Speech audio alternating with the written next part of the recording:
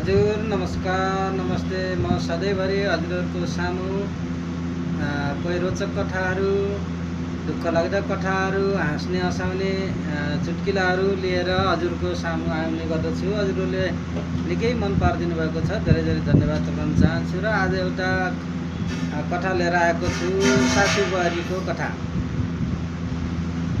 अब जतिले पनि सुन्नुहुन्छ अन्यथा नलिदिनु होला। यो चाहिँ अब एउटा कहानीमा आधारित छ।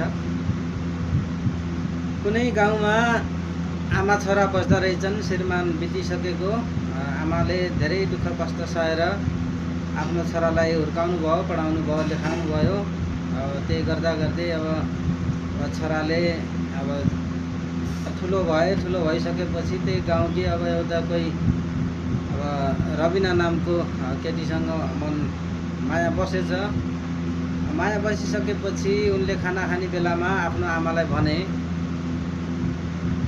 आमा मलाई त्यो गाउँ पल्लो गाउँको अब रबिनालाई मन परेको छ, मलाई विवाह गरिदिनु पर्यो, हात माग्दिन जानु पर्यो भनेर भनिसकेपछि अब आमाले फेरि अब त्यो पल्लो गाउँमा जानुभयो र मेरो छोराले मन पारेको रहेछ, अनि तपाईँको छोरीले पनि मन पारेकी रहेछन्, अब दुईटालाई विवाह गरिदिनु पर्यो भनेर हात मागेपछि अब त्यो रबिनाको बाबा आमाले पनि अब बाबु छैनन्, अब आमा छोरा छन्, अब आमा छोरा अब सोझा ठिकै परिवार हुनुहुन्छ, दिनु पर्यो भनेर अब उहाँले रबिना र छोराको विवाह भयो।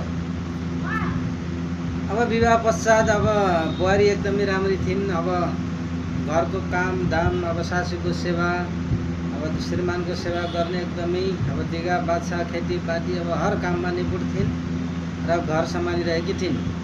घर सम्हाल्दै अब छोरालाई अब एकदम ऊ भयो, अब हामीले पनि केही प्रगति गर्नुपर्छ, यो घर बसेर त हुँदैन भनेर त्यो जमानामा अब लाहुर जान्छु भनेर उनले अब घर सल्लाह गरे, हेर बुढी अब मेरो र बाहेक आमा बाहेक अरू कोही छैन, मेरो आमालाई आफ्नै आमा सरह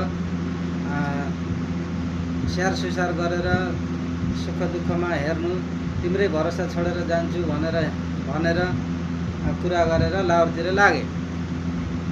अनि त्यो बुहारीले अब जसरी पहिला काम गर्थिन् त्यसरी नै अब आमाको सेवा गर्ने, खुट्टामा तेल लगाइदिने, टाउकोमा तेल लगाइदिने, माड्दिने, अब घरको खेतीपाती सबै राम्रो गर्थे।